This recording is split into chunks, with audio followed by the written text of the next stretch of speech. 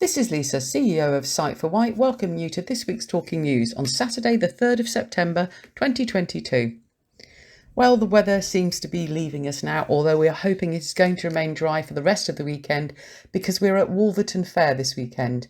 This is a really enjoyable show attended by many islanders and so well supported by our volunteers and raises funds for the charity every year. As Susan is on annual leave this week, there is a couple of updates from her. We now have one twin room remaining for our October holiday at Warners this year, so if you're interested, please don't hesitate to get in touch with the office. Also, with regard to activities, they restart again this week after our August break with Mix and Mingle on Thursday, swimming on Monday, and of course the coffee morning at Millbrook House on Wednesday morning. September is finally here and the children are returning to school, and I'm sure there's a lot of parents out there breathing a small sigh of relief. Warmest wishes to everybody. Thank you, Lisa, CEO, Sight for White. Hi everyone, this is Steve reading a story from Island Echo, headlined "Thousands of Scooterists Descend on the Isle of Wight for World's Greatest Scooter Rally." Thousands of scooterists from across the UK and beyond attended the annual Isle of Wight Scooter Rally in fine late summer weather over the bank holiday and took part in its spectacular ride out from Ryde on Sunday at 1 o'clock. Most of those taking part in what has been described as the world's biggest scooter rally camped at Sandown Airport, where the entertainment included style counsellors, the Specials Limited and senior class. Ryde also hosted a massive number of scooterists with a variety of entertainment at Eastern Gardens, on the Esplanade. Local traders and eateries in the Bay and along Union Street and the Esplanade in Ryde did a roaring trade. Jack-up events provided a platform for island bands with a 60s playlist featuring Northern Soul, Motown, Two-Tone and Reggae. The rally was organised by the VFM Collective, who are dedicated to supporting all aspects of the scooter rally scene. Hello, this is an article from On the White, read by Sue. Last year, for nearly 9,000 hours, sewage and water was spilled into the Isle of Wight coastal bathing water, say Lib Dems. Not only this, but we're told where the longest release was of over 1,000 hours, which beaches were nearby, and how one location monitor didn't work all year. There's been a lot of focus on how many times water companies have spilled untreated sewage into the seas and rivers around the country.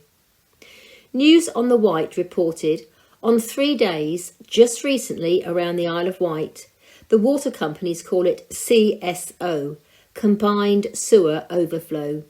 It's where toxic sewage and non-toxic water are combined and spilled out to coastlines and rivers.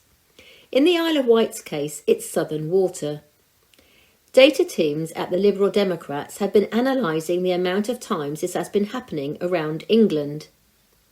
News on the Wight got in touch with them to understand what they'd found out about the Isle of Wight.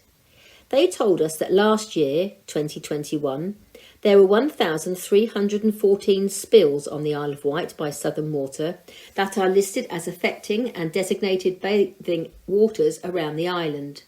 These lasted for a total of 9.905 hours last year. The longest was at Woodvale Transfer, CSO, with 88 discharges last year lasting 1,109 hours, affecting the bathing water at Cowes and Gurnard. News on the Wight has dug deeper and found that the Woodvale transfer site is on Princess's Esplanade, Cowes near Gurnard Bay. How we know about how frequently and for how long these spills occur is by the Southern Water running equipment to monitor the water pollution. The Lib Dem team had also compiled information on this. They told News on the Wight, there is one faulty monitor on a storm overflow on the Isle of Wight that is listed as affecting the bathing water at Ryde, Seagrove and St Helens.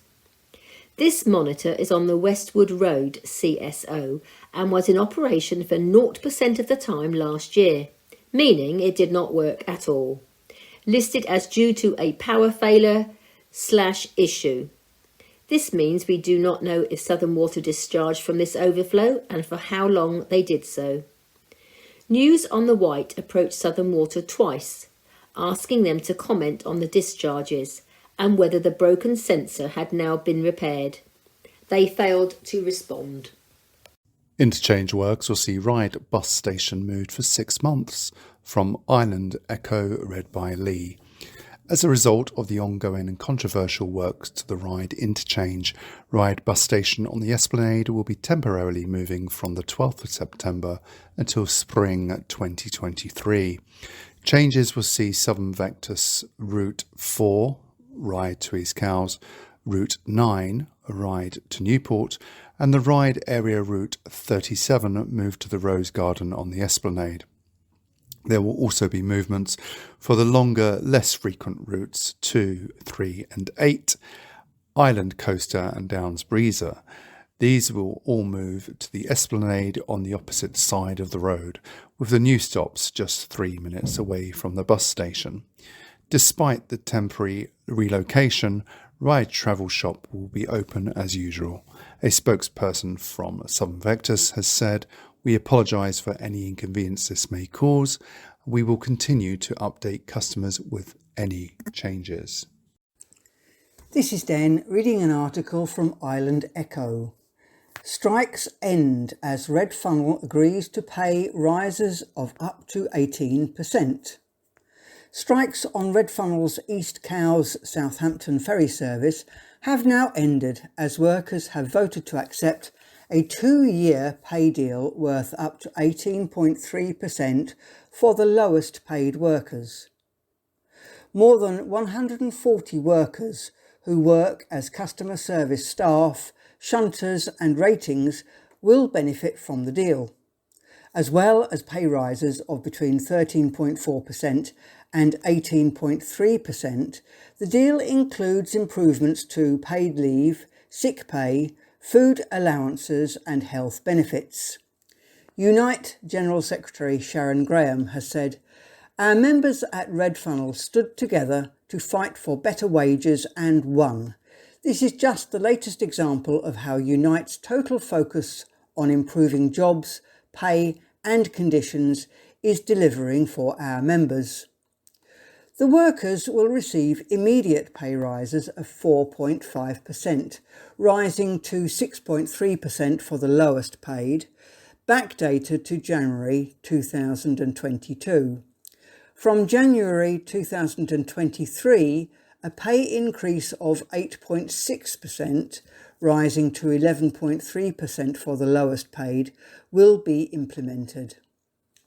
Fran Collins, Chief Executive at Red Funnel, has said, "I am very pleased that Unite members voted in such numbers to accept our 2-year pay offer, and as a result, industrial action will cease and we will continue operating our service as normal.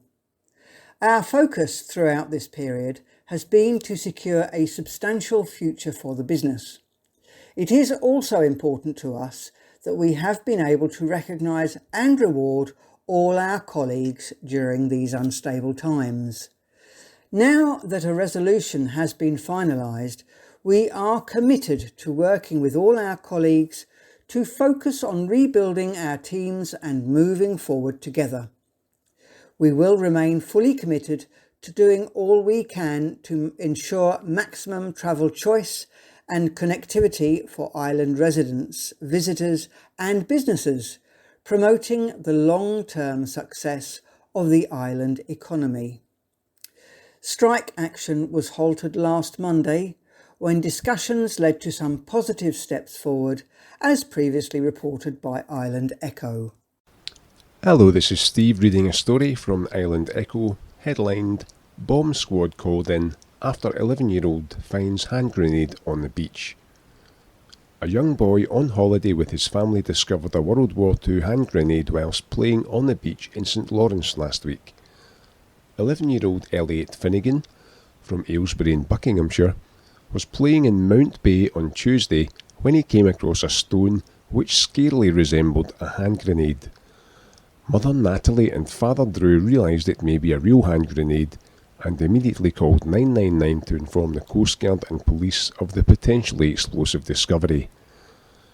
Police officers responded quickly, and after having assessed the situation, called in the Royal Navy Explosive Ordnance Disposal Team from Portsmouth. The officers then sealed off the beach until the experts arrived from the mainland. It was decided that a controlled explosion was required, and following further checks on the area, this was carried out by the bomb disposal experts. The explosion was heard in the area by many. Elliot said, "I was playing on the beach and found an unusual rusty brown stone which looked a lot like a hand grenade.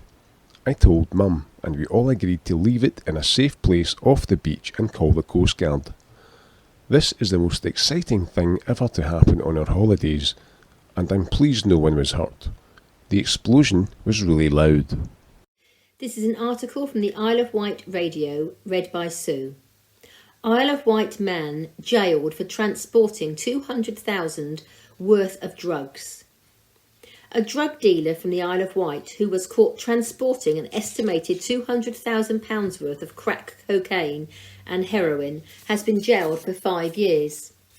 Following an intelligence-based piece of work by the Isle of Wight High Harm team, police officers in Portsmouth stopped a car near Gun Wharf at around 9:30 p.m. on the 28th of June this year. James Brian Rose, who was in the front passenger seat, immediately fled the vehicle.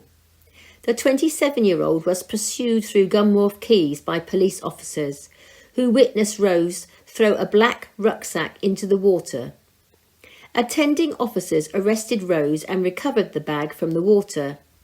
Inside they found a number of large sealed packages as well as Rose's wallet, which contained around £850 in cash. Inquiries determined that the packages contained crack and heroin, with an estimated street value of approximately £200,000.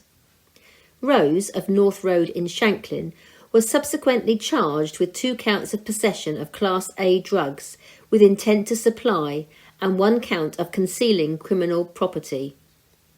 He appeared at Portsmouth Crown Court for sentencing, having previously admitted the offences, and was jailed for 5 years.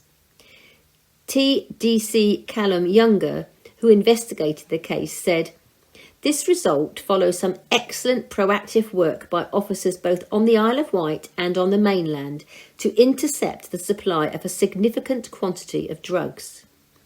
Because of this, a huge amount of cocaine and heroin has been removed from the streets, and Rose is now behind bars. Much of the work we do as police officers to tackle drug supply is intelligence-based, which is why it is so important that people continue to report to police any information about the suspected supply of drugs in their neighbourhood. You may not always see an immediate response, but please be reassured that lots of activity takes place behind the scenes, and the information you provide all feeds into what we are doing. If you have information about drug supply in your area, you can report this to police on 101 or via the report tool on our website, hampshirpolice.uk/ro/report/OCR/AF/how to report a crime. Popular Cowes Fish and Chip Shop to close after decades of service. From the Island Echo, read by Lee. A much-loved fish and chip shop in Cowes is to close this weekend as its owner looks to step away from the business. Chip Ahoy on Victoria Road in Cowes has been serving locals for over 30 years. The popular takeaway will heat up the fryers for the last time this Saturday, the 3rd of September. In a statement on their Facebook page, the owners of Chip Ahoy that took over in January 21 have said, "Just want to say a big thank you to all the customers that have supported me through the years. There has been some hard times and also some good times. I can't wait for a new start and to be able to spend more time with my little family and to put my family first. We will be open until Saturday once all stock is gone, and then we will be closing. Thank you once again. It is unclear as to what will replace the takeaway at the premises. This is Den reading an article from Island Echo. Teenagers armed with claw hammer force entry to Ryde ice cream kiosk.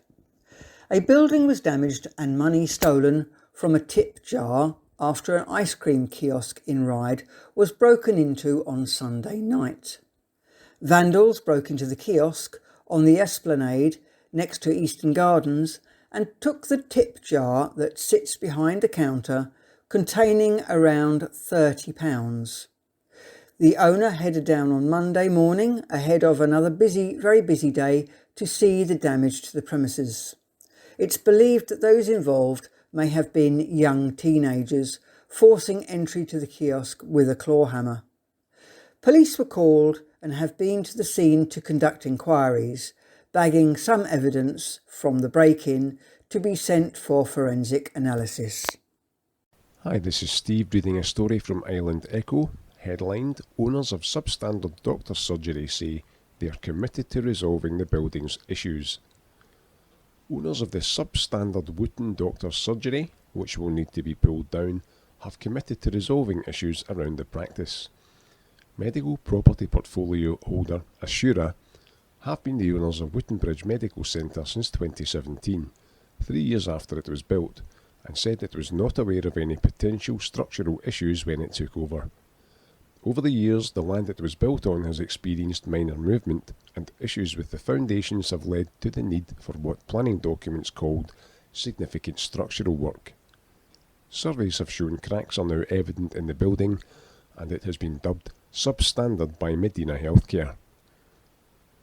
In a letter to patients, it was revealed the 8-year-old building must be knocked down and rebuilt, as first reported by the Island Echo last week. The cost of relocating the surgery and the rebuilding process will fall to Assura. James Davies, business manager of Medina Healthcare, told patients the news came as a shock, given the relatively young age of the building, but he was pleased Assura was already working hard to bring about the rebuild as quickly as possible. A spokesperson for Assura said, since becoming aware of the situation, they had been working closely with structural engineers to work out what next steps are needed to fix the causes of the problems at Wootonbridge Medical Centre. They say they have also been working with Medina Healthcare and the Hampshire and Isle of Wight Integrated Care Board to explore options for temporary accommodation for the practice while the work is underway to minimise patient disruption. Plans have now been put in place for the practice to occupy the former NatWest building on Riverway, Newport, for potentially 3 years. The spokesperson said, "We are committed to resolving these issues and to ensuring the practice continues to have high-quality space for delivering its services to patients." The 2 branches of Medina Healthcare would then be under one roof, as administrative staff are set to move out of West Street as the building's new owners now want to sell it. The current Wootton building on Brannan Way is still safe for staff and patients to use, but the agencies are now looking toward the future. It's thought the move to Newport would take place early next year. The medical centre was built and opened in 2014 after a long-run campaign by Wootonbridge Parish Council to get a new GP surgery in the village. In planning documents submitted by Medina Healthcare to the Isle of Wight Council back in 2010, it was said to keep the height of the building down. It made sense to cut the ground down so the building nestled into the sloping site. New designs and foundations will be worked on to ensure the same cracking issues do not happen at the new facility. Hello, this is an article from Isle of Wight Radio read by Sue. HMS Prince of Wales breaks down off the Isle of Wight. The UK's biggest warship has broken down off the Isle of Wight. The alarm was raised shortly after setting sail from Portsmouth at the weekend, and what had been billed as a landmark mission to the United States. HMS Prince of Wales, the second of the Royal Navy's 2 aircraft carriers, was experiencing an emerging mechanical issue, a spokesperson said. The problem is being investigated. The £3 billion carrier, which became fully operational only last year, is currently anchored off Ventnor while the investigation is carried out. A Royal Navy spokesperson said, HMS Prince of Wales remains in the South Coast exercise area while conducting investigations into an emerging mechanical issue. The problem was first reported by UK Defence Journal, an online news site focused on defence issues, which cited unconfirmed reports about damage to the starboard propeller shaft. A second specialist news site, Navy Lookout, said the 65,000-ton warship has suffered a significant technical fault. White Fibre announces completion of the big copper switch-off from the Isle of Wight radio, read by Lee. White Fibre has announced the completion of its big copper switch-off. White Fibre has been operating a hybrid fibre coaxial network, or cable network, on the Isle of Wight since 2001. In 2018, White Fibre commenced the rollout of a new fibre network across the island. Earlier this year, the final few cable customers were upgraded to the new network. Over the summer, the last few phone-only customers were upgraded, allowing the old copper network to finally be decommissioned. White Fibre's entire network is now fully optical, right into the customer premise. Each home has its own dedicated fibre optic cables, providing powerful broadband speeds. John Irvine, White Fibre CEO, said, "Our big copper switch-off was a major undertaking for most customers. The migration to full fibre was seamless. Their existing phone lines and analogue devices are supported on the new network with the notable exception of rotary dial telephones. Thankfully, there were only a few of those. A small number of customers with very old alarm systems did need to upgrade their alarm systems as these are incompatible with the full fibre. With business customers, this extended to some older dial-up credit card machines and fax machines. In many cases, White Fibre helped with these changes to persuade customers to upgrade. Overall, the process ran fairly smoothly. Our customers love the new network, the faster speeds and the much improved reliability." This is Den reading an article from Island Echo. Controversial housing scheme sees councillor resign from planning committee. The Mayor of Ryde, Michael Lilly, has resigned from the planning committee over the controversial major West Acre Park development.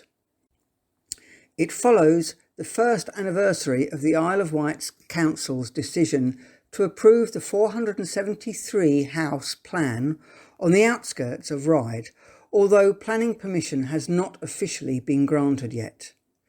The lack of official consent has, however, been cited as one of the reasons Councillor Michael Lilly, former chair of the committee, felt he needed to stand down.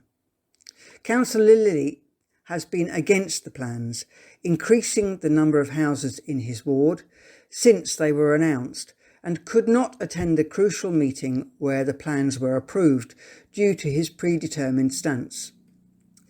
At the time, despite a written statement from him read out during the meeting, Councillor Lilly said he felt there had been a concerted effort to stop him from talking and properly representing his residents. Since that meeting, however, campaigners trying to save Westridge Farm and Councillor Lilly have rallied to create a case for judicial review against the Isle of Wight Council. In his resignation letter, Councillor Lilly said he felt being part of the committee compromised his ability to speak on the application, saying it was untenable to remain when it upholds a decision he and his residents believe is flawed. Councillor Lilly also said he felt it was in the interest of the council and developers, Captiva Homes, to withhold the decision so they can grind down objectors. A report from the council's former chief executive, John Metcalfe, earlier this year said procedural allegations around the application did not raise significant legal issues, and should it reach a judicial review, there is a defence for every point. The application was reconsidered by the Planning Committee earlier this year after councillors considered there were failings in the original decision. The motion to think again on the application, submitted by Councillor Chris Jarman, was rejected by 6 votes to 4.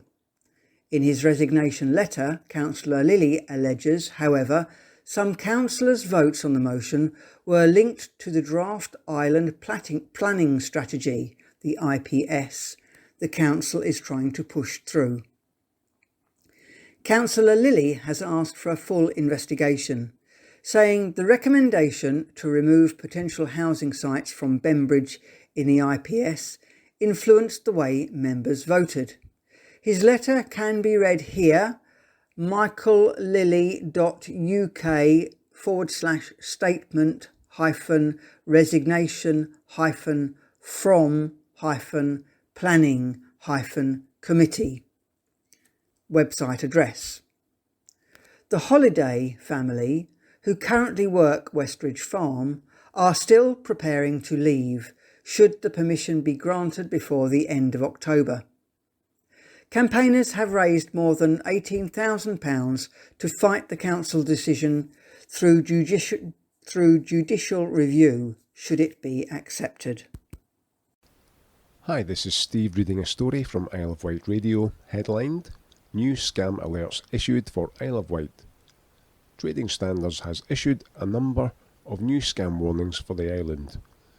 An island resident was contacted and asked for, by his full name, before being offered the purchase of several shares. Never get into a financial arrangement with anyone who has contacted you out of the blue. It will be a scam. If you want financial advice, go to a bank or trusted financial advisor, do your homework and find someone reputable. 01983 code scam calls. There have been several reports of scam calls coming from 01983 numbers. Scammers buy landline numbers and they could come from anywhere. Unfortunately, we tend to trust a local dialing code, so might easily be persuaded that the call is genuine. These reports were claiming that they were from the bank or a credit card company and that payments had been taken out.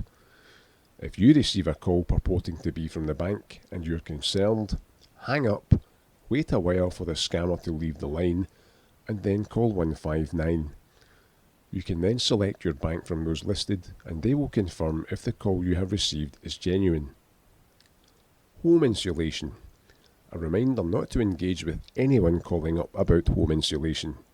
These calls will be scammers, and if you allow them to survey your property, they will undoubtedly find problems and could cause more problems with any work they carry out. Business email hacking. Trading Standards has received a report of a business email being hacked and bank account details being changed on invoices so that all payments due to the company would be diverted to the scammers. We have seen this previously with solicitors and house purchasers who lost thousands paying their deposit unknowingly to scammers. If your customers are paying you money, ask them to call you to confirm banking details. This is an article read by Sue from Isle of Wight Radio. Man arrested after window smashed and emergency worker assaulted. A man has been arrested after a window was smashed and an emergency worker allegedly assaulted in Shanklin. Police were called at 8:05 p.m. on the 27th to report of a window being damaged at Lama Lounge Hairdressers in Falcon Cross Road. Officers attended and a 35-year-old man from Shanklin was arrested on suspicion of criminal damage and assault by beating of an emergency worker. He has been released on unconditional bail until Saturday the 24th of September. Police inquiries are ongoing. Hello everyone, this is Pauline. And this is Kate. And before we start the second part of the Talking News, here is this week's Society News. This weekend, Saturday the 3rd and Sunday the 4th, we are at Wolverton Garden Show. Thank you to all the volunteers who are helping us by running the stand this weekend. Come and say hello to us if you're coming along to the show. Next week, our members' activities start up again after a month's break. We look forward to having members and volunteers back. On Tuesday the 6th, our monthly coffee morning at God's Hill, Old Smithy, restarts. Please feel free to pop down where Yvonne and Linda, our volunteers, will be there from 10:30 a.m. Next Saturday the 10th we have our open day at First Newport Scout Hall, St John's Road, Newport, where there will be a variety of exhibitors. The open day is 11 a.m. to 3:30 p.m. We look forward to welcoming you there. In October, we have a holiday to Warner's Norton Grange. There is still a twin room available. If anyone is interested, please call the office for more information. OpenSight Hampshire's Eye Contact Expo returns after a 3-year break with its new venue, St Mary's Stadium, which is home to Southampton Football Club. The free-to-attend exhibition brings together equipment suppliers and service providers from across Hampshire to showcase the latest equipment and services available to those with or at risk of sight loss. It is on Wednesday, 28th of September, from 10 a.m. to 4 p.m. Now, the St Mary's Stadium is in Britannia Road, Southampton, which is SO14 5FP. If any member would like to travel across, please contact the office for more details. Then, starting on Tuesday the 20th of September, here at Millbrook House, is yoga. This will be a weekly activity depending on the numbers and interest. To start with, it will be chair yoga, but move to mat and floor yoga depending on members' abilities. Please call the office for more details. It will start at 2 p.m. and finish at 3 p.m. And now we go to White Memories. Princess Flying Boat remembered in style at the recent exhibition at the museum.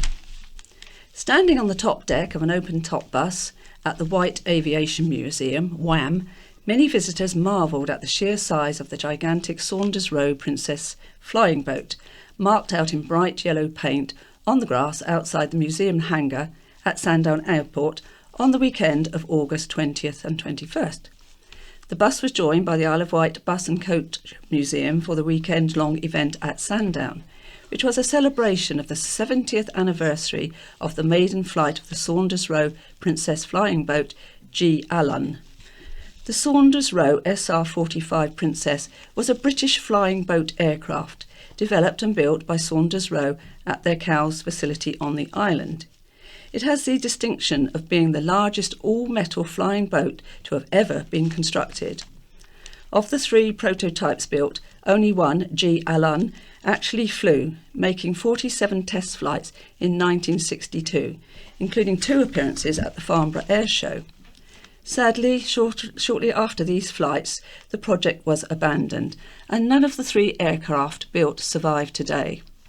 Helen Blake, chairperson of WAM, said, "The WAM team worked really hard to create an interesting and nostalgic display with the giant plane on the green, the Princess display in the museum, and more information, pictures and videos in the OPS room, which resulted in an interesting weekend out for the hundreds of visitors." Both the White Aviation Museum and Sandown Airport hold regular events throughout the summer. For more details, see their websites. The museum is usually open to all visitors on Saturdays, Sundays, Mondays and Tuesdays from 10 a.m. to 3 p.m. each day. My View this week is by columnist Catherine James, who's been behind the scenes at various island places. There are plenty of places on the island where access is denied to me unless under special circumstances. Some of these, including a prison cell, an intensive care bed at St Mary's, and inside the lion enclosure at the Wild Heart Animal Sanctuary, I'm happy to keep an uncharted mystery. Others I've entered by accident, like that time I did a double take, discovering a urinal in a pub's ladies' toilet. My presence in the gents had far more to do with opaque signage than a desire to peer at a chap's porcelain. Another domain solely for brothers, not sisters, as Masonic law dictates, is Ryde's East Medina Lodge. I secured admittance by way of a postcard fare, entering the lair of a society where historically no women be admitted was too good a chance to pass up. I confronted the unblinking sepia portraits of regalia-clad past members of the fraternity with my feminine gaze. Another memorable behind-the-scenes experience was my visit to the reporter's suite of this newspaper, with its cluttered vintage desks and manila envelopes stuffed with themed cuttings. In the journal's vaults, I was reverentially shown volume after leather-bound volume of archive issues of the county press, going back to the very first copy. In smaller, but no less impactful bindings, are the ledgers of Hearst's, hidden from public gaze for decades. In March, I was excited to be welcomed into a back office for a meeting. In the room were dusty folders of chronological invoices, the 1952 tomes having been exhumed for a Platinum Jubilee window display. I was allowed to rifle through one. A dog-eared sales receipt for agricultural lime caught my eye, with its pencilled annotations and stamped hieroglyphs. A chance encounter in another shop, converted into a private tour of Sundown Airport, home to a full-size replica of the Black Arrow rocket. Invited into the air traffic control tower, I enjoyed a bird's-eye view of the carefully orchestrated operations on the busy grass runway. Next, in the fascinating White Aviation Museum, I piloted a breathtaking, simulated flight over my house. The original Black Arrow's engines were covertly tested at West Highdown, and the concrete remnants of the blasting site can still be discovered. Created further back in time, and seemingly boring to the centre of the earth, is another hidden place at the Needles Battery. Hewn 60 metres through solid limestone is a vertical lift shaft sunk to sea level. Accompanied by the monument's curator, I manoeuvred past entombed and rusting steam engines to the top of the abyss before peering down inside the chalky vents. The council's strong room and server farm may be out of bounds to most staff, but not so room 5C at County Hall. This magnolia cubbyhole at the upper end, outermost reaches of the Palace of Whiteminster has a secret. Part the window's vertical blinds, and in the distance, beyond Coppins Bridge Gyratory, I have been afforded a view of a giant metal cock. Coroner explains why Island inquests are taking so long. The Isle of Wight coroner has set out how she is looking to improve the service with more staff and alternative facilities after new figures revealed the strain the service is under. In 2021, while 86% more inquests were concluded than 2020, they took, on average, 40% longer to process. The figures from the Ministry of Justice show in 2021, 196 inquests were concluded with an average processing time of 56 weeks. In 2020, during the height of the COVID pandemic, 105 inquests were concluded at an average processing time of 40 weeks. Caroline Summery, coroner, said much had changed in the 10 years she has been in the role, with processes modernised and radical changes significantly affecting the workload in the coroner's office. She said the Isle of Wight Council had endeavoured to recruit additional staff to support the service, and it is hoped an assistant coroner would be appointed so she could run 2 courts to hear outstanding inquests. One problem is the lack of dedicated court facilities for the coroner, with the Isle of Wight Council having to hire space in the Isle of Wight Combined Court building in Quay Street. During the COVID pandemic, Mrs. Summery said over a year of sitting time was lost due to the coroner being unable to sit in court for hearings.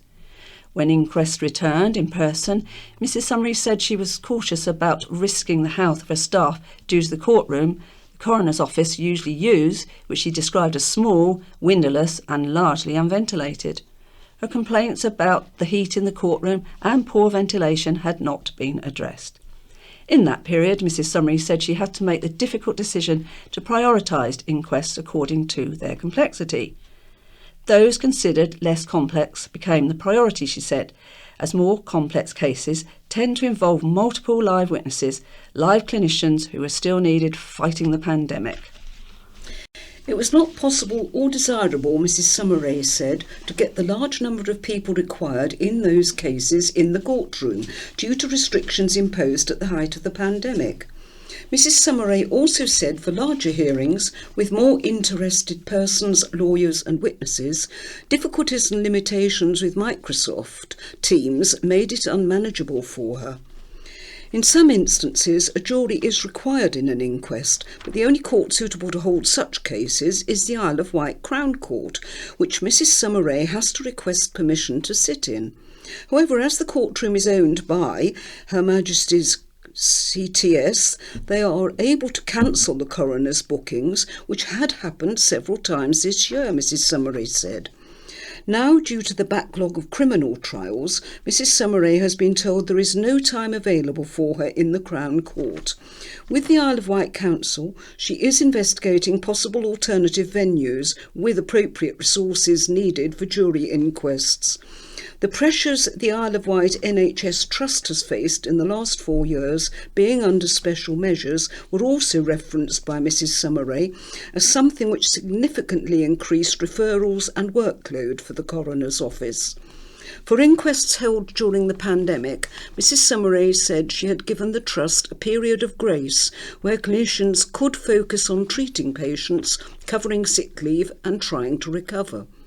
However, at the beginning of the summer, Mrs. Summeray told the Trust she needed to hear more of the older, more complex inquests with witnesses, and she would no longer allow a 6-week period of notification of the cases.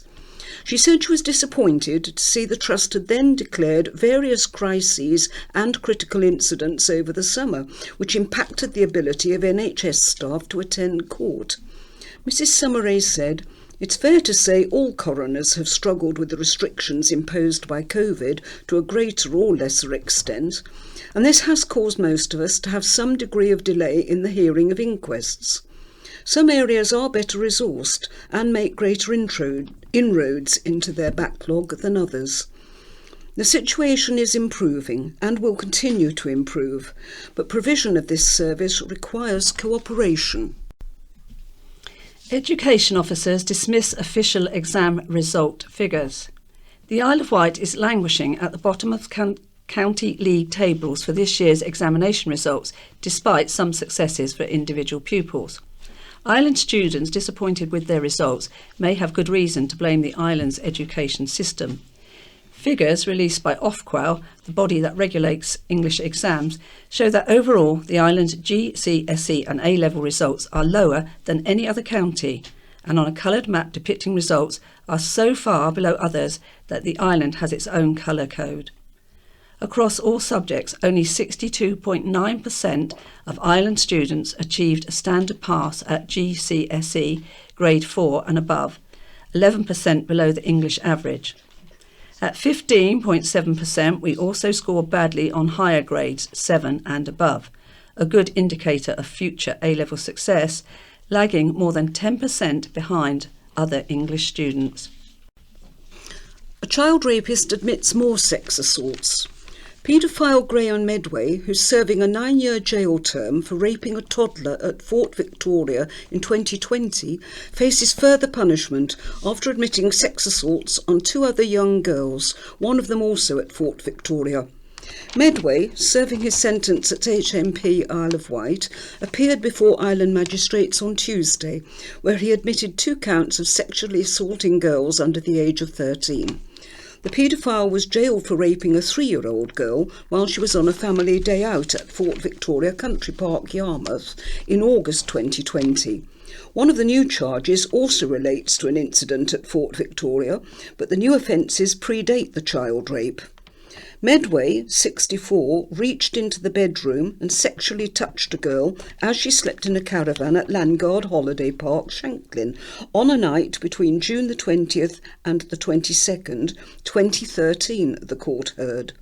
The girl, woken by the assault, managed to make her escape by pinching Medway's hand, then alerted her parents asleep in an adjoining room, said Anne Smout, prosecuting at the Isle of Wight Magistrates Court.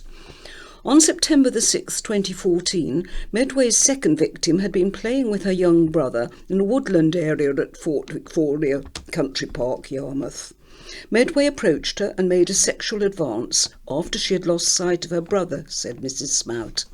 Medway made a threat to the girl, but she broke free and ran to her mother, who called the police, the bench was told. Medway, a serving prisoner with a release date of no earlier than 2026, also admitted 2 charges of exposure in freshwater between January the 1st, 2017 and September the 24th, 2020. Mrs. Smout said the complainant, a 6-year-old girl, said Medway had exposed his genitals to her on at least 5 occasions. Medway was remanded in custody to reappear for sentencing at the Crown Court on October the 4th. A Southampton rugby player who suffered a career-ending injury in a friendly against Ventnor on Saturday has thanked the island side for their support. Eric Johnson snapped his hip in half and fractured his pelvis socket, tackling a Ventnor player, an injury that doctors have described as the rarest break and something they would expect to see after a car crash. He is currently at St Mary's Hospital in Newport requiring a full hip replacement and at least 3 months post-operation recovery. The Southampton RFC player thanked Ventnor RFC staff and players for their support. Eric has received visitors from the Island Club every day since his admission, and the player he was tackling at the time, George, who celebrates his birthday on Friday, was there with Eric at St Mary's on Saturday and visited him again on Sunday.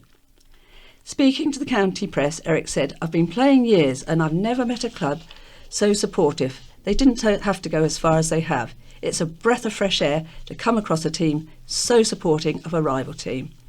Eric also had a lot of thanks for Ventnor physios Emily and Zoe, who held him up whilst his bones were facing in the wrong direction.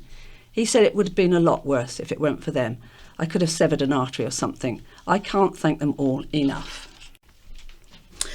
A catamaran in danger of sinking prompted an emergency response off Newtown on Sunday morning. Cowes RNLI lifeboat, while on patrol in the Solent for powerboat races, was directed to a participating 32-foot racing catamaran in danger of sinking. The emergency occurred when the boat, with 3 people aboard, began to take on water off Newtown Creek while participating in the Cows to Pool to Cows event. First on the scene was a race committee boat, which called for the event's pilot vessel to tow the catamaran into shallow water. The lifeboat assisted with attaching the tow line and then stood by as the committee boat towed the catamaran to Southampton water. The lifeboat, which had launched at 10:53 a.m, was sent to the catamaran at 11:06 a.m, and eventually returned to station at 1 p.m. "We feel irked and neglected," say posties. Isle of Wight Royal Mail workers said they feel irked and neglected by their company as they continued strike action on Wednesday. The strike saw more than 115,000 Community Workers Union, CWU, walk out and gather outside Royal Mail offices across the UK. This period of strike action got underway last Friday, August the 26th. Dave Hine, strike supervisor at Newport Sorting Office, said, "The strikes have happened today because Royal Mail has imposed a 2% pay rise, putting it out to the press that it is a 5% pay rise, but it is not." Union members said it is not just pay that has led them to strike action, but also additional workloads, conditions and issues with shareholders. Royal Mail made a profit of £758 million last year, with the top 3 in the company earning hefty bonuses, leaving workers with no money available, Royal Mail workers told the county press. Dave continued, "We feel a little bit neglected. We worked throughout the pandemic over the past 2 years and that's the thanks we get. It irks people, shall we say." Further Royal Mail strikes are planned for the island on next Thursday and Friday. An appeal to help a grieving family. A GoFundMe page has been set up to support the family of a man who was killed in a crash in Shellfleet in July. Earlier this month, tributes were paid to a devoted dad and incredibly talented carpenter Matej Gruber from Newport.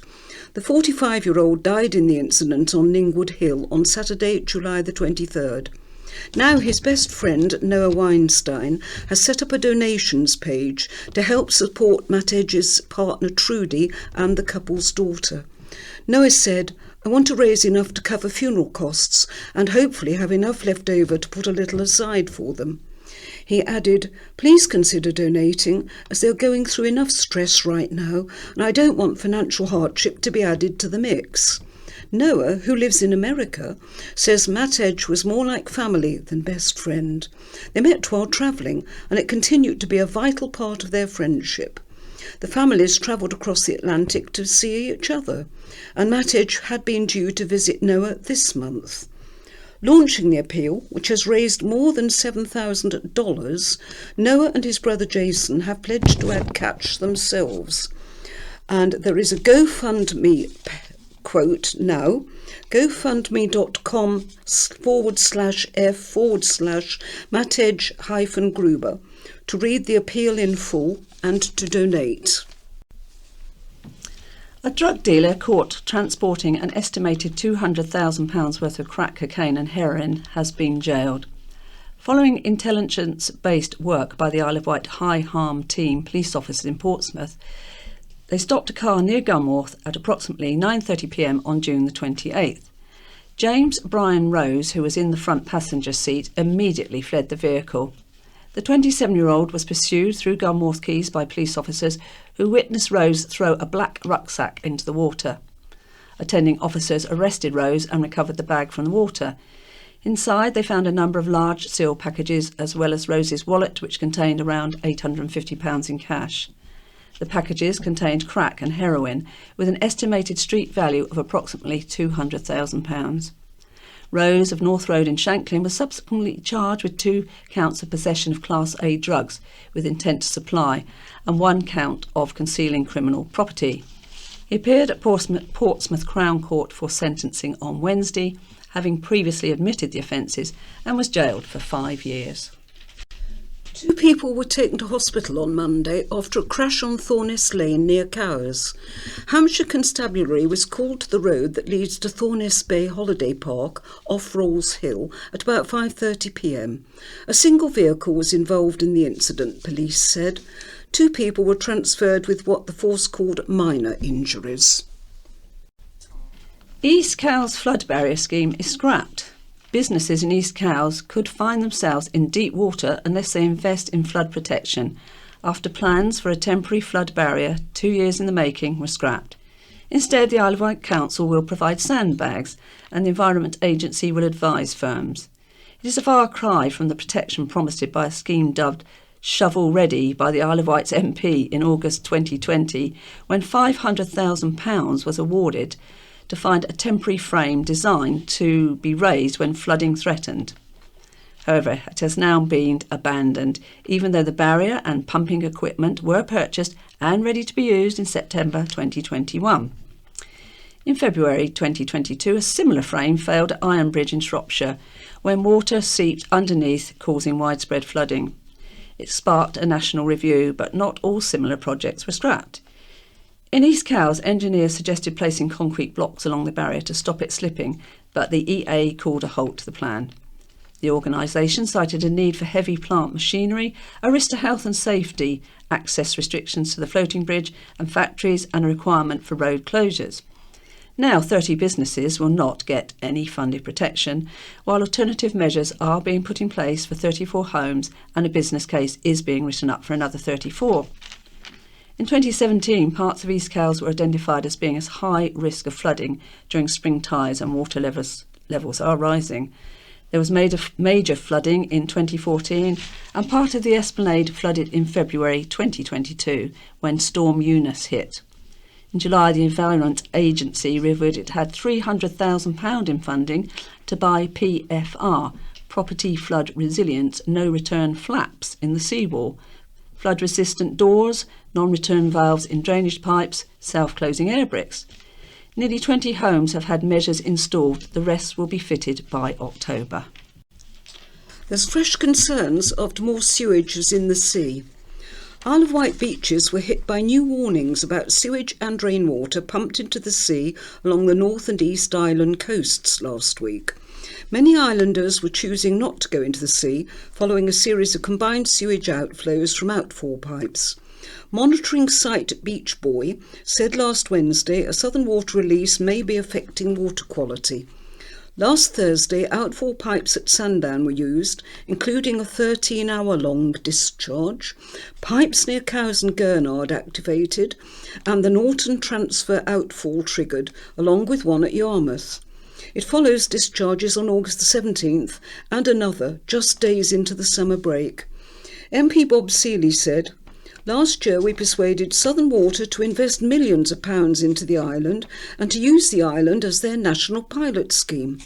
That £56 million scheme, the most extensive of Southern Waters in Britain, includes £23 million investment at their Sundown site, repairing the main Seaview outfall, installing a £3 million stormwater retention tank at Shanklin, and Southern Water's continuing Pathfinder project to reduce the need for combined sewage outflows.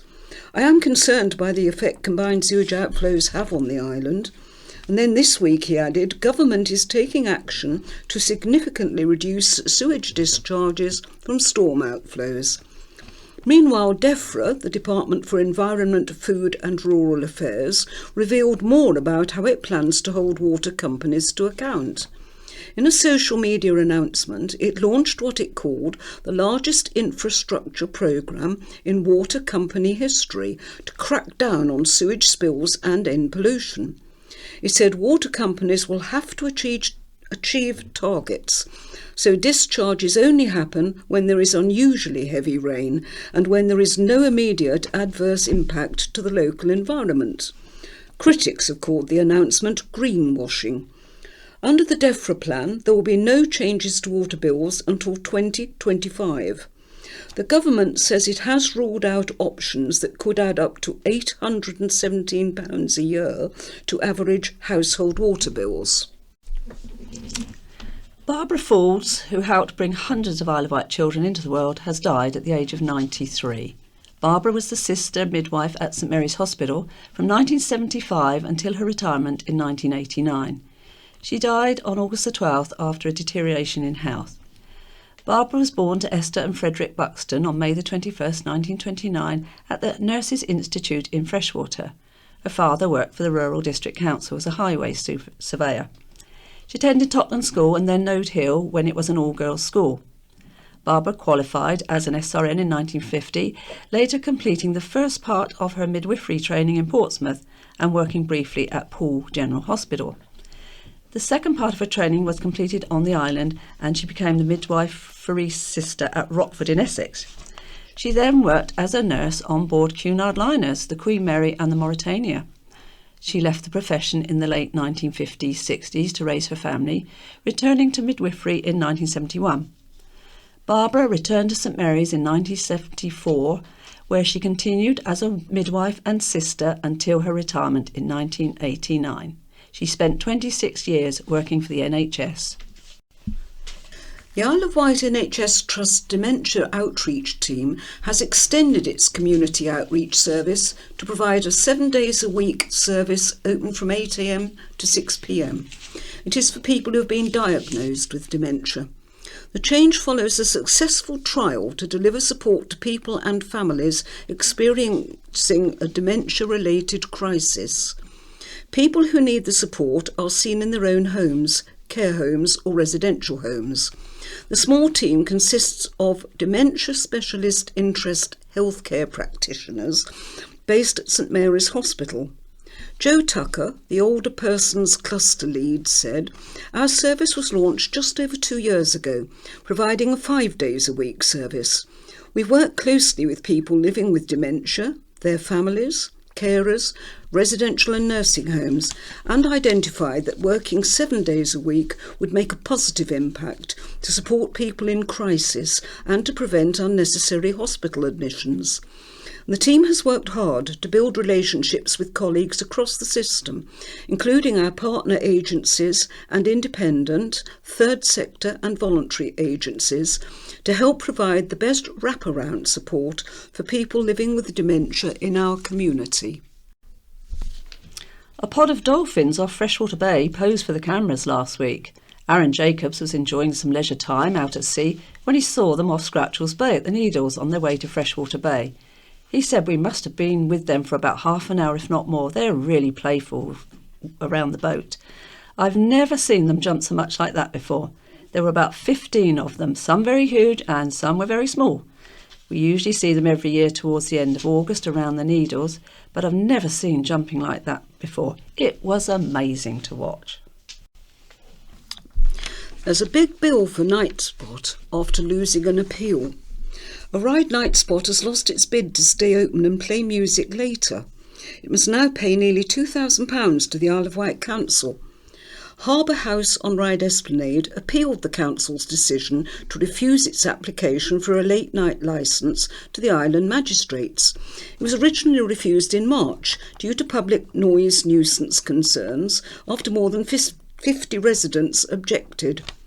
In court, Carl Harding of Harbour House questioned whether the people who submitted objections were actually local and pointed to other events held along the esplanade which he said caused antisocial behaviour and rubbish. Following one disastrous event held at Harbour House in August last year, which did result in a noise abatement warning notice from the council, Mr Harding said he felt it was unjust for all the complaints to be put against him in February, when they were not raised at the time. Ethu Crawley, on behalf of the council, argued that Mr Harding could have learnt from the failures of the past, putting on further special events to show they could abide by licensing conditions. Mr Crawley said Mr Harding had not taken the issue of noise nuisance seriously, and no effort was made to look at the complaints or the effect loud music might have had on residents. One objection said a neighbour phoned to ask them to turn it down, but was told they had a licence, so there was nothing they could do about it. Another said they had a lack of respect for neighbours. Mr Harding said there was no evidence to show that had happened, and denied ever telling a resident they should move if they did not like the noise. Mr Crawley said the application should be dismissed, as someone with this attitude should not be allowed to have additional hours. Mr Harding said it was absurd, and it was clearly not the case that he didn't care. The case against the application was being pinned on an event where mistakes were made, but he had held events since, with loud music being played until 11 o'clock at night, as per his current licence, with no issues. Magistrates, however, decided to refuse the appeal, said Harbour House should pay the council's legal costs of £1,997.50. The Isle of Wight NHS Trust says an error in data submitted to NHS England is behind a superficial jump in cancelled operations across a 3-month period. According to NHS England figures, the island hospital saw 118 pre-booked operations cancelled between April and June. The Trust, however, says the data is incorrect and the real figure is markedly lower. We do not delay operations unless we absolutely must, because we understand the impact it can have on the people involved, said a spokesperson for the Trust. There have been errors made in the data we submitted to NHS England, and the actual number of cancelled operations in this period is 28. We of course apologise to anyone affected by the cancellation of their surgery, and we will work hard to rebook them as soon as we possibly can. The Trust says there are several reasons why a patient's operation might be cancelled. These include non-medical, for example, a bed is not available because hospital services are under significant pressure. Medical, for example, the patient's condition has changed, or there is a medical reason why surgery at that time may not be the right thing to do clinically at that point. In May, it was revealed mainland treatment could be on the cards for patients on the island, with the creation of a new NHS surgery hub in Winchester. If approved, the NHS says it would provide a central location for urology, orthopaedic and ear, nose and throat patients. Firefighters tackled an out-of-control bonfire at Smallbrook Stadium in Ryde on Wednesday afternoon. Ryde fire crews quickly arrived at the stadium off Ashy Road after being called to the bonfire at 2 p.m. The fire had spread to a nearby hedgerow and was put out using a hose-reel jet, and fire crews returned to the station just 19 minutes later at 2:19 p.m. Could smaller primary schools solve pupil place oversupply? An answer to the problem of too many pupil places is being sought by the Isle of Wight Council. Instead of closing schools, the council is asking primary schools to lower their pupil admission numbers, PAN, due to a lack of children enrolling. But school leaders think this is not enough and are still calling for primary schools to close. Earlier in the year, a group of head teachers and governors called for up to a quarter of primary schools to close, although the names of those who signed the letter to the Isle of Wight Council have not been made public. They said the likelihood was that the good reputation of island education would dwindle away. There is a significant decline to pupil numbers forecast in the next 5 years in primary schools, with pupil numbers dropping from 9,200 in 2017 to 8,000 in 2025. But in secondary schools, numbers are said to grow by 400 in the same time frame. The Isle of Wight Council Cabinet has made it clear that school closures should be avoided wherever possible, and there should be local schools for local children, which are educationally and financially sustainable in the longer term. So far, 4 primary schools, Oakfield, Barton, Godshill and Wroxall, have asked to lower their PAN. Further meetings have been held with other primary schools forecast to have a significant number of surplus places by 2024, including Broadley, Bembridge, Knighton and Greenmount. Newport Rowing Club celebrated the expansion of their fleet this week at a naming ceremony for 6 boats. The club has acquired and refurbished 6 riverboats so far this year, alongside training sculls and a coastal 4, to give their growing membership a greater choice of boats for both recreational and competitive rowing. 3 of the boats were named in recognition of the contribution of Terry Blunden, Janice Groves and Chris Mullin, who supported the club over the last 60 years, both on and off the water. 2 further boat names were generously sponsored by John McLean of McLean Construction Limited. Jet ski passengers were rescued after their jet ski began to sink off Sandown on Sunday. The jet ski was spotted sinking in front of Sandown Lifeguard HQ. Head lifeguard Todd Miller said beach safety Ethan Tanner Roth paddled out to the jet ski passengers, who were not in immediate danger. Due to the high swell, Sandown and Shanklin Independent Lifeboat was launched. Bonchurch Road was closed. A main road through Bonchurch Village has closed for 2 weeks for footway resurfacing. Bonchurch Chute from the Pits to Bonchurch Village Road closed on Wednesday. If the work is not completed, by the time the Tour of Britain passes through Leeson Road on September the 11th, the road will reopen that day, then work will resume afterwards. The road will be closed day and night. Residents will be allowed access to their homes. A new theatre for eye operations is planned for the island's only hospital, St Mary's in Newport. The hospital trust says it will make a big difference to the care it can provide the island's community. Next to the Motterston ward at St Mary's, a specially designed modular operating theatre and 6-bed recovery ward unit will be installed. Plans for the Isle of Wight NHS Trust's new state-of-the-art ophthalmic suite with an eye clinic and theatre have been submitted to the Isle of Wight Council. It means the Trust would be able to perform 40% more cataract operations each year and increase its day surgery capacity by 20%. A Trust spokesperson said it will reduce waiting times for people and improve flexibility. Work has already started on the ward, but has not been completed according to planning forms. Planning agents on behalf of the Trust ERMC said the theatre will help the Trust better support the medical needs of island residents by providing modern and efficient clinical spaces, allowing them to address the long wait times and clear the backlog of procedures.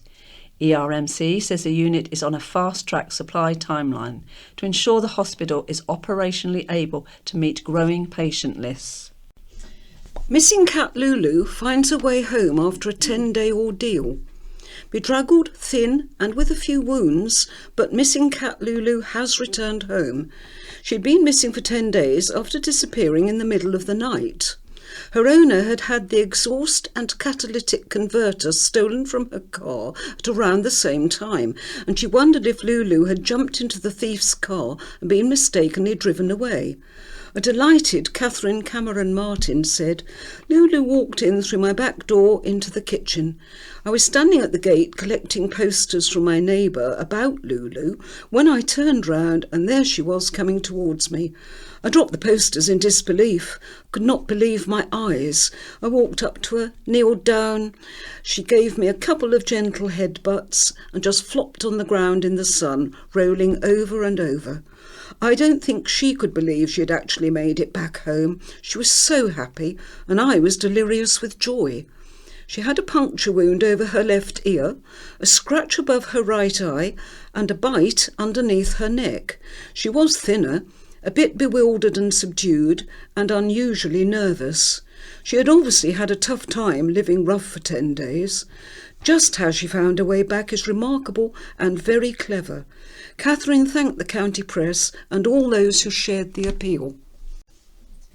Bembridge RNLI crew stayed out all night to provide cover for a French fishing trawler, which reported an onboard fire on Wednesday. The lifeboat was launched at 11:30 p.m. to assist the Grand Charles 5-man crew around 13 nautical miles south of St Catherine's Point. Selsey RNLI, who attended the incident as well, and the Coast Guard helicopter and a fresh SAR helicopter. Both lifeboats arrived on the scene around 12:45 a.m. Although it was clear the fire was out and the crew were safe, communications to the 19-metre trawler were non-existent, and as conditions were lumpy in the northeast force 6, it was agreed that the Selsey team would return home, leaving Bembridge to provide guard cover. A new lease of life for the Zanies site. From a boogie on the dance floor to dancing in the kitchen, the site of a former Isle of Wight nightclub is in for a markedly different lease of life. While Zanies nightclub on Sandown Esplanade may be no more, the site could become home to 5 3-bedroom townhouses. The plans were approved in 2017, but nothing has happened since, so the plans have been resubmitted to gain planning permission again. Before the 2 applications, though, the once popular nightclub near Sandown Pier had been knocked down due to its deteriorating and derelict condition, and the site's been empty ever since, and currently sits as a gap between multi-storey residential blocks. Permission to demolish the nightclub and instead build 6 houses was also approved in 2003 and then renewed in 2006, but apart from pulling the club down, no other work started. Now, J&P Moorman are submitting the same plans to the Isle of Wight Council as 2017, and it is viewed as an opportunity to aid the regeneration of Sandown seafront, according to planning agent Andrew White. The current temporary security fencing, the agent says, is having a negative impact on the townscape. They say the important views along the esplanade will be protected and enhanced by the construction of the modern townhouses. Commissioner visits Sandown black spots. Hampshire and Isle of Wight Police and Crime Commissioner Donna Jones has paid a visit to some of Sandown's challenging sites, meeting local Mayor Paddy Lightfoot and local residents as part of a fact-finding visit to the island. Donna Jones, who was accompanied by her deputy Terry Norton, said, "I wanted to see firsthand the scale of the issues facing the town and the island, as well as how my office can help address some of the antisocial behaviour issues being experienced locally, supporting the efforts of the local community." Sandown Mayor Paddy Lightfoot welcomed the visit. He said the community is fed up and frustrated by the continued delays at several significant sites across the town. The more we make our voice heard by people like Police and Crime Commissioner, the more their influence can make a positive difference for the residents of Sandown. Ms Jones visited the Ocean Hotel and the Old Town Hall and viewed the Grand Hotel and other sites in the town, meeting residents involved in various projects. Councillor Ian Ward added, "It was important that Donna and Terry saw the state of some of the buildings in Sandown, and they are supportive of the actions being taken for enforcement. They also support our wish to work with owners to take forward developments on the sites they own." The chairman of Sandown Community Association, Alan Jones, added, "The community's voice is being heard, and our campaign to keep the momentum going has seen some positive results, like the plans for the old Zanies seaside site, but urgent action is needed." Now we move to what's on. The paddle steamer Waverley is back again. It's visiting the island between September the 2nd and the 17th, with a variety of different cruises available. And the Cowbridge Welsh Male Voice Choir, with over 60 powerful voices, will be at the Minster in St Thomas's Square, Newport, on Saturday, the 1st of October. Daddy Cool Darts are to play Medina Theatre. Darts, who had a string of chart hits in the late 1970s and early 1980s, are coming to Medina Theatre. You can catch them at 7:30 p.m. on September the 16th to hear their hits, which include Daddy Cool, The Girl Can't Help It, Boy from New York City, Duke of Earl and Real Petite. Darts are a 9-strong, energetic doo-wop group of tight harmonies. Expect first-rate musicianship, intricate vocal acrobatics, a larger-than-life stage show, and humour injected into their live performances. After lying dormant for more than 20 years, Darts eventually succumbed to the cajoling of their ever-faithful hardcore fanbase, who were constantly demanding their reform. And the 80s band, the Chesterfields. 80s indie band, the Chesterfields, make their island debut later this month when they play a special free show at Ryde's Black Sheep Bar Club Lounge in Union Street on Saturday, September the 17th. The band includes island guitarist and singer Andy Strickland. The Chesterfields launched their new album, New Modern Homes, and latest UK tour with the Ryde Show. Now we move to the letters. Mountbatten's handling of India was a disaster, says Melvin Hurst of Ventnor. I would like to add my 2 pennyworth to J. Gibbons' letter published in the County Press on the 12th of August about Lord Mountbatten.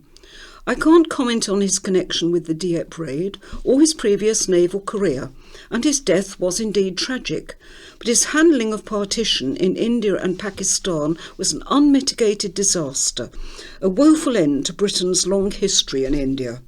He had been instructed by Attlee, the then Prime Minister, to transfer power without partition. But he felt that the unstable situation mitigated against this, influenced as well by the resistance of the Muslim leader Muhammad Ali Jinnah. Thus, only 5 months after arriving in India, Mountbatten brought forward the date of partition by 10 months, leaving very little time to prepare for so momentous a split in such a huge state. As a recent TV documentary on the 75th anniversary of the event has revealed, in the most sensitive region of the Punjab, with large populations of Hindus, Muslims and Sikhs, with just over a week to go, many residents had no idea exactly how the state would be divided, and therefore where they should head for to be in a majority. Only 2 days before partition, the people of Calcutta didn't know who would control them. And it was only 2 days after the break that the final borderline was finally published. No account was taken at all of the significant Sikh population, and this led to bitter resentment and a spark for the horrific violence which erupted so tragically. The 2017 film, The Viceroy's House, painted a very sympathetic portrait of Mountbatten, although it misleadingly attributed Churchill as instrumental in the creation of Pakistan. The TV series The Crown was also kind to Mountbatten, and he may well have had a beneficial association with the island, but I sympathise with Mr. Gibbons' letter to the hospice. The comments on Mountbatten by my late wife's father, who lived in India both before and after partition, were always damning, but it is only now that I can see why.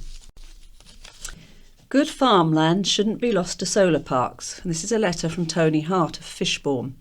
I read with concern in the County Press of August the 12th about the number of planning applications being submitted for the establishment of solar parks on what appears to be good farming land.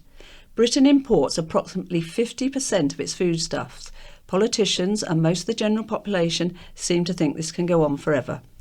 Even before the invasion of Ukraine, the grain harvest was much reduced in Russia and North America as a result of climate change.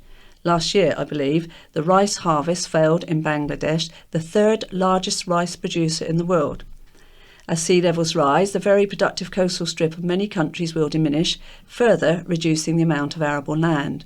All this set against an increasing world population. In the decades to come, any country that cannot feed itself will be in considerable trouble. I am an enthusiast for solar energy, but the panels should be on domestic and industrial roofs, not on good farmland.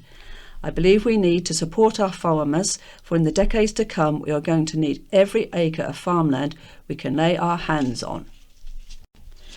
Colin Westland of Apps Heath asks, who believes Bob or the Tories now? First, a fictitious island deal. Now the illusionary £48 million investment in our island's NHS.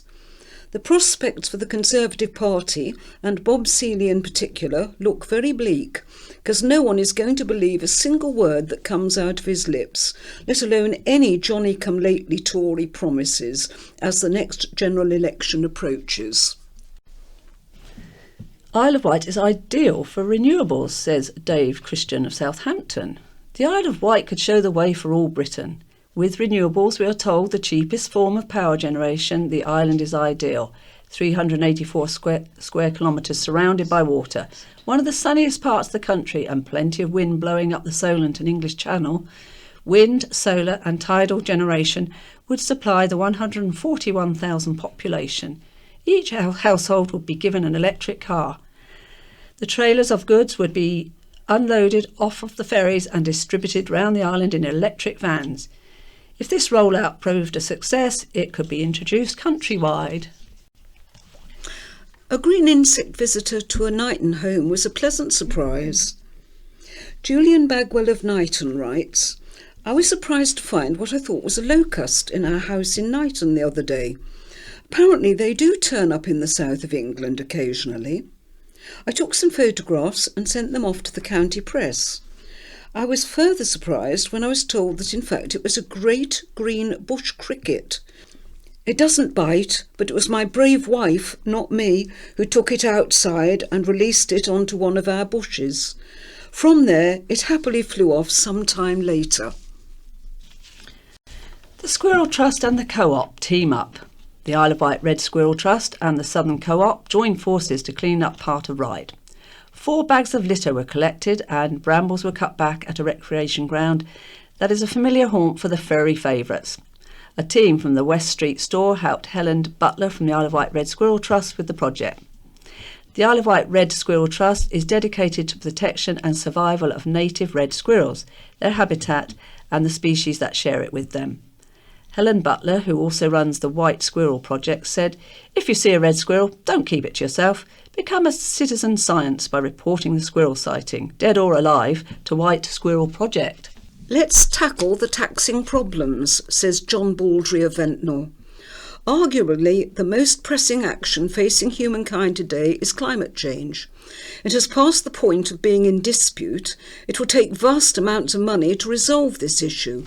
At last, it has recently been announced that the US is tackling this issue. Closer to our daily lives is the almost total collapse of the NHS, also needing very large sums of money.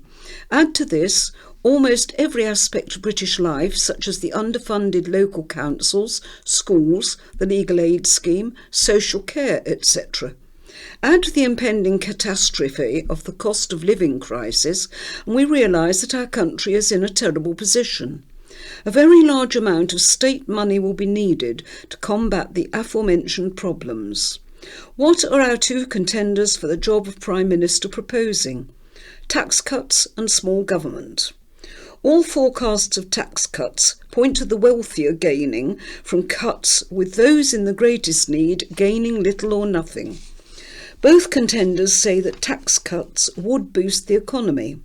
If so, why has that not happened in the last 12 years? Also, do the wealthy need more money? What we need is a realignment of income tax.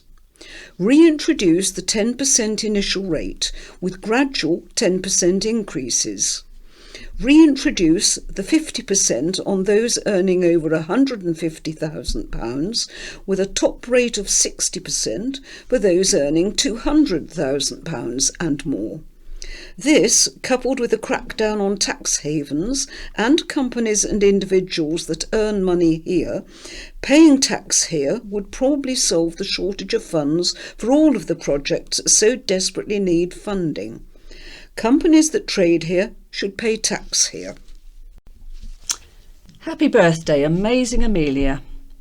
A year on from raising a staggering £5,000 for charity, an island girl with a rare life-limiting disability, whose parents were told they would be lucky if she made it to her teenage years, is celebrating her 18th birthday.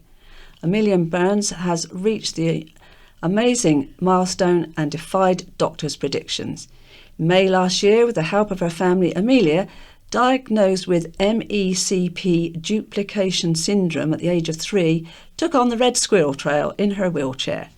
She conquered the 10-mile route from Newport to Sandown on behalf of When You Wish Upon a Star, the charity which helps make dreams come true for children with life-limiting conditions. Quite frankly, I've no idea where the years have gone, said her dad, Daniel. Diagnosis day, I remember it vividly, like it was only a couple of hours ago.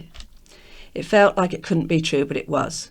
At just 3 years old, we were told Amelia would be lucky if she reached her teenage years. At that time of diagnosis, she was the first record of a female to have this condition in the UK and was thought to be only the second worldwide. Our lives and many others would never be the same again. Although profoundly mentally and physically disabled, and despite all the hard work, Amelia brings so much joy to our family and all those who know her. Her smile and love is infectious, and she continues to inspire us all. Happy birthday to our gorgeous girl. You truly are one in a million. And now it's time to say goodbye. So it's goodbye from Kate. And it's goodbye from Pauline. A message from Terry Mitchell. This is a reminder for you to return in either your red or blue Talking News wallets, if you have any, as we're recently receiving a low amount of them due to the post office strikes that are currently going on. The In Touch programme follows, and the scaffolding news follows that. Women's football, blind opera singer, In Touch. The success of England's footballing Lionesses at the recent UEFA Cup Women's Championship has massively increased the popularity of the women's game. Now, the Football Association has included blind women in their disability talent strategy. The 2023 IBSA World Games provide an early opportunity for a team of blind women players to follow in the footsteps of their sighted counterparts by lifting a major trophy. We speak to 3 England hopefuls about their journey in the blind, beautiful game. There is a perception among many people that having a visual impairment automatically means a love of music, but as with so many other activities, sight loss can mean barriers to becoming a musician. Undeterred by this, and already having learned to play violin and viola, 16-year-old Tobin Durant is now a member of the Welsh National Youth Opera. We talk to him about his experience as a young blind musician. We also speak to acclaimed soprano Victoria Oruwaya about support for young blind people wanting to become musicians. The presenter is Peter White, the producer Fern Lulham, production coordinator William Wolstenholme. BBC Sounds. Music, radio, podcasts. Good evening. Oh, it's in! Chloe Kelly!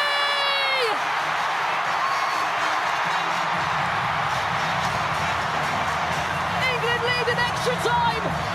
The fairy tale fixture might just produce the fairy tale result for England. Wow. Well, unforgettably, Chloe Kelly celebrating bringing home the Women's European Football Championship for England at Wembley last month, which massively, of course, raised the profile of the women's game in the process. Well, in a moment, we'll be finding out how the FA is trying to put blind women on the path that could lead to similar successes. And we'll also be hearing how blind people are achieving their goals in other fields. For example, opera. Well, more on that later. But first, the English Football Association's Disability Talent Strategy includes pathway schemes to identify and develop disabled footballers to represent the national para teams. Well, now blind women are included in the strategy, and blind women footballers from all over the country have been attending FA camps in the hope of being selected to represent England at next year's IBSA World Games in Birmingham. That's Blind Games for Blind People. Among those hopefuls are Zoe Harvey, Tash Mead and Alice Hopkins, all of whom join me now. Zoe, if I can come to you first, I'm interested in what the opportunities to play football if you're a visually impaired woman have actually been. Yeah, so I have 12.5% vision. I was just approached by my local club, Cambridge United, as I was walking through the street with my white stick, and just approached and asked if I wanted to play visually impaired football with the guys, actually. So I was the only, and I am the only female from around here that plays football. So really, you haven't had the chance to play with a women's team? I've played alongside the girls that you've got on. We've done development camps together, play in the blind league with some of the other girls, play with them and against them. So, yeah, we've had quite a bit of opportunity to play together. So just for people who don't know, in what ways does the game differ from that of sighted women that people watched play and win the European Cup the other day? So when we're talking about blind football, players have their eyes taped up. They have total eye shades on, so they have absolutely no vision. So it's a level playing field. You play with a noise ball, so it has ball bearings in it, so you can echolocate. It's a smaller game as well, so it's a 5v5 game as opposed to the 11v11 that everyone would have watched when the ladies won. I guess that will seem quite odd to people. Yeah, some of us girls that have got sight, I know for me personally, sort of putting the eye shades on for the first time, and it was quite daunting to play or even think about playing football with absolutely no sight, because when you're visually impaired, you grab onto every little bit of sight that you've got, and then suddenly to choose to take that away, but it's actually really empowering. I find I enjoy playing blind football more because I'm not struggling to see and track a ball. I can purely use my other senses. Let me bring in Tash. I mean, what about you? What got you interested? Tell us about your journey from starting out in football to where you are now. Yeah, so I attended the Royal National College for the Blind based in Hereford. It was a specialist blind college for people with visual impairments or blindness. There was a sports academy blind football sessions put on through the week, and I thought I'd quite like to attend that one. I started getting better and progressing through the ranks, and only recently, in the past year or so, I've been attending the FA Para Football camps. And I also play in the Blind Football Development National League and play for Brighton and Hove Albion in that. Because you were quite lucky in the sense that Hereford, the school at Hereford you mentioned, they've got really good facilities, haven't they? Yeah, they have. You've got the gym, you've got the fully sized AstroTurf football pitch, and it's got all the facilities there for us to access. Let me bring in Alice. I guess quite a lot of our listeners will be wondering about the actual practicalities of playing football with sight loss. For example, identifying other players if you want to pass to them. So a lot of it is use of your other senses. You're mainly listening. You say voy when you're going in for a tackle. Across all the development teams within the league, everybody has their own key phrases that they'll say to identify where they are. Let me go back to Zoe. What's the strength of women's football, would you say, for visually impaired people? I mean, how many potential players do you think there are? So we have our nice little group chat, and any B1 female footballer that is interested gets added to that group, and I think there's probably about 15, 16 of us in there at the minute, but there's more players being added each time, sort of each month, so we can all get to know each other, find out where each other's located across the country, see if we can meet up outside of the pathway. So it's getting bigger, it's getting more acknowledgeable now. You know, now it's being talked about, more players are coming forward hoping to play. And what are the opportunities? I mean, there is this big IBSA World Championship. How optimistic are you about that, A, of playing, and B, of maybe emulating the England women's team? I think we're all in the same position at the minute. We have to focus on now. So it's developing our own skills now. It's going and being part of the National League, like Tash explained earlier, playing for our own clubs, just getting that experience, and then, like with all football, hoping to develop back into the national squad for the World Championships next year. And do you know where we rank? I'm just wondering, have we come rather late to the party as a national team, or are most countries in the same boat? I mean, as a female national team, I don't think we have a ranking yet.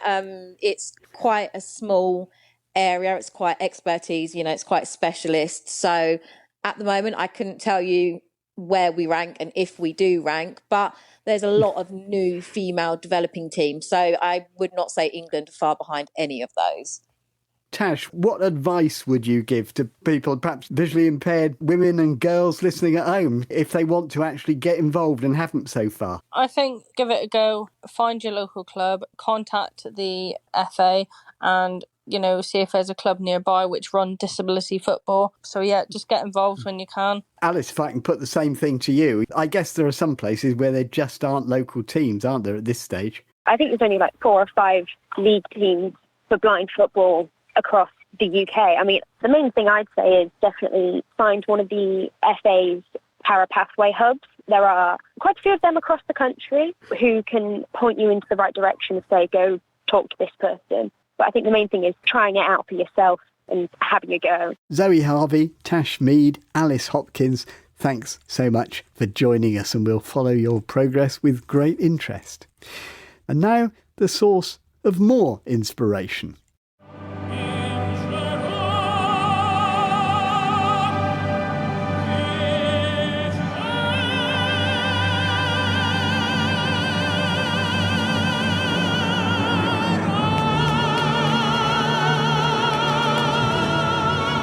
Well, appropriately enough, this performance by world-famous blind tenor Andrea Bocelli was at the opening ceremony of the Men's European Football Championships, and it was performances by tenors like Bocelli which inspired 16-year-old Tobin Durrant from Glamorgan to join the Welsh National Youth Opera during the pandemic in 2020. And he's going from strength to strength. So what kind of barriers had to be overcome originally? Tobin joins me now. First of all, take us back to your involvement with music early on, because of course it didn't begin with opera, did it? No, I've always loved music right from the off, really, because it's been one of those things you don't have to see. So it's been one of those things I'm able to do and I find passion in and I find so much enjoyment from. I used to play the violin and then I switched to the viola, which is a slightly bigger violin. And yeah, that's where I am now. Not particularly easy instruments to play. I was discouraged from playing the violin when I went in for a competition and they said I hadn't done badly for a beginner and I'd been at it for 3 years. Talking of barriers, one of my early recollections of music lessons, in my case the piano, was the difficulty of the Braille music system. One of the obvious problems with Braille music is, of course, you can't read it and play at the same time. You can't put the music up there on the piano where you can see it and follow it. So you literally have to learn everything, don't you? Yes, you do. It takes a lot of memory and a lot of willpower. I just did my grade 8 to learn however many songs I had to learn for that, which was about 10 minutes. So that takes a fair while. So what led to this transition from playing instruments to opera? Quite a big jump. It is quite a big jump. I was doing one of my violin exams and my accompanist was a singing teacher, and for exams you have to do a bit of oral, and he went, "You're a really good singer, you should start lessons." So I did, and that led to this. And no one had really pointed this out before. You must have known you were a good singer. I think people thought it. No one went, "Let's get you singing lessons." I started classical singing. So I went to see an opera on my singing teacher's behest. He was like, "You should go see an opera." So I went, "Oh, sure," and loved it. And then we looked into it and then the WNO was an option. So I went into them and they train you and it's fantastic. You can hear the sort of passion in your voice about it. What is it about it that appeals? It's fun and it's not normal, because you don't usually have people singing about weird stuff that they usually sing about. Like the opera I was just in was about a black spider. They can be hilarious, they can be sad, they can be dramatic, and you get all this through the medium of song and generally the costumes, the lights, the sets, and I love that kind of ambience. So tell me a bit more about your sort of highs and lows in getting the support you need, because I think you've had both, haven't you? I have, unfortunately, much like many blind people, I'm sure. Obviously with opera, it's a lot on stage. So there's been a lot of work on well, how do we make this stage accessible? So I started off doing performances at school, and they were like, well, we can't really make it accessible. How do we do that? Da, da, da, da. And then I joined WNO, we did our production. They were like, we can do it. So we taped string to the floor. That was quite an interesting one, just following string. Just so that you're in the same position, in the right position on stage. Yeah, to make sure I don't fall down a 5-foot gap as well. Because the other thing about opera, of course, is it's not just singing, is it? I mean, there is an element of acting in it.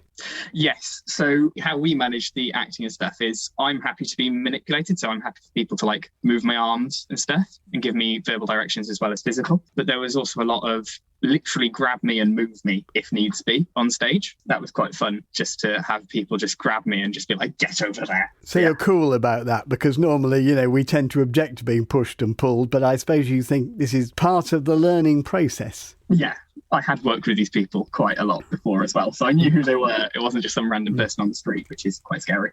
And I think the Welsh National Youth Opera, they have been pretty imaginative and supportive in the way that they've tried to help you with the various aspects of the work. Yeah, they have. They're very good at their verbal directions as well as being physical. So they did like a buddy system for me. So they buddied me up with an older guy, and he was fantastic. And I think your first big public performance was in front of a rather important person, wasn't it? Oh, yes. The first big one with the WNO was in front of the Queen, I think, at the opening of the Senate. It's nothing like starting big, is there? Yes, it was an experience, yeah. Well, stay there, Tobin, because listening to that is Victoria Orowari.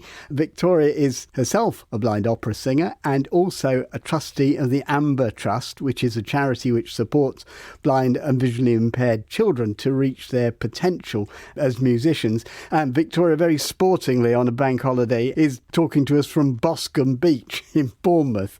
I mean, there is a perception that music is a field in which visually impaired people can do very well. I mean, you hear people say, well, you're all musical, aren't you? As if it were kind of handed out with dodgy eyes. So is it perhaps rather surprising that there are as many barriers as there seem to be? I think it is very surprising, but it's also very evident that the world is not fully accessible. I mean, blind children benefit a lot from music because it gives them a sense of independence. It's the one thing they can do without the help of another person. But also music is highly dependent on sound, and children are really fascinated by the sound of a piano, the sound of a clarinet, the sound of a xylophone. So it's a good way of attracting a young child's interest to music. When do the barriers tend to arrive? Because, as we said, you'd think music would be quite accessible. If schools don't have good specialist teachers that can engage the blind children from an early age, then music is sort of something that they might feel they can't fully engage in. And some boroughs are better served than others. Getting the right teachers who can inspire the young children to learn the instrument. What kind of support does the Amber Trust offer? So the Amber Trust offers support by paying music tuition fees for young children, and also directing them to websites where they can find qualified teachers who can teach various instruments, so the child's interest can be better developed. So is it mainly financial help that you can give? They offer financial support, but they also offer advice to the parents of the young children who want to be musicians as to where to go to get experience. They provide concerts, venues for the children to perform. All the beneficiaries of Amber Trust often have concerts like 2 or 3 times a year, and those concerts are well attended. I mean, you've heard Tobin talking about doing opera. This is what you do, but I would imagine there are challenges there, positioning, the movement, it's acting surely as well as singing. When you get the right teacher, it is such an amazing experience. I was very privileged to have worked with a lovely music psychologist called Jane Davidson, who actually worked with me, and what she needed to work on were my thoughts. So if I'm given a line or a role to play, she would ask me to read out that role and think about it and ensure that I'm thinking about the thoughts that I would like my face to express. Because she said, like, moving my hands just for the sake of it is going to be quite robotic if I did that. So think a thought and then move your hand in the way that you feel that thought drives you to move. So it's about actually not being too specific as to what the blind person has to do, and giving them room to be authentic in their expression and in their movements. And then that way it just feels less choreographed. Right, so rather than actually learn a series of movements, Yes. you're almost being asked to improvise. Yes. Let me bring Tobin in. Have you been given a fairly free rein about the way you move and the way you look? Yeah, I've been given a very free rein in the way they've done that for me. The main thing with them moving me was like moving into positions.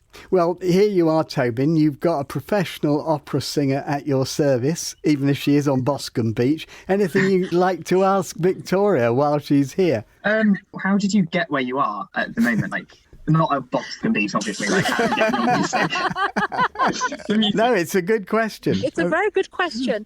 By saying yes to many opportunities that came my way, by allowing some creative work to happen that normally would not happen. I talked to so many people. I attended lots of workshops on music professional development, and I made contacts through those workshops that I attended. And I think the RNIB's music services played a vital role in getting me out there and getting me introduced to different people. So the advice seems to be, Tobin, don't say no to things, really. Address them head on. But it sounds a bit that's what you've started to do anyway. It does sound like you're doing all the things that you should be doing, and it does sound like the Welsh National Opera are really supporting you very well. Yeah, they're fantastic. I also get support from the Amber Trust as well. Great. Tobin Durrant and Victoria Orowari, thank you both very much indeed. And how else could we end this piece but with a snatch of talented Tobin? Et invece del fandango una marcia per fandango per montagna per valloni. That's just about it for today. Do contact us on anything you think we should know about or should be covering. You can email in touch at bbc.co.uk, or you can leave your voice messages on 0161 836 1338. So, from me, Peter White, producer Fern Lulham, studio managers Simon Highfield, and all our talented contributors, goodbye.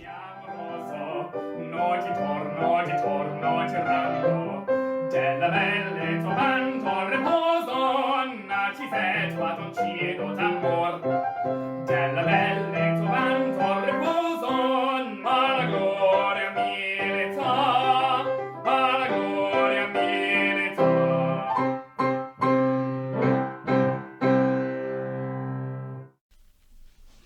The Scaffolding and Skips news for the week commencing 5th of September 2022. Newport area, the Old Mill, St Cross Lane, Mill House, Upper Shide and Blackwater Road, 8 St James Street. Ryde area, Jack's, 75 Union Street, 10 Wyndham House, Melville Street, 40 Union Street at the rear in Church Lane. And there are skips in Ryde at 53 St Michael's Avenue and in East Cowes at 44 St David's Road.